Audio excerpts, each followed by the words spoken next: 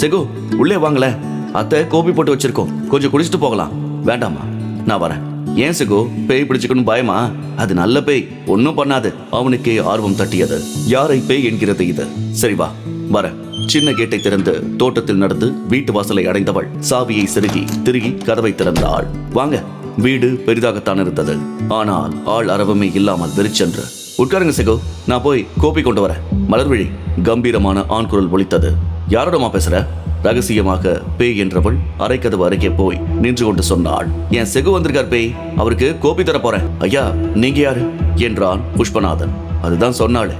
பேய் பேய் பேசாது, எனக்கு புரிகிறது. ஏதோ காரணம் மறைந்து வாழ்றீங்க.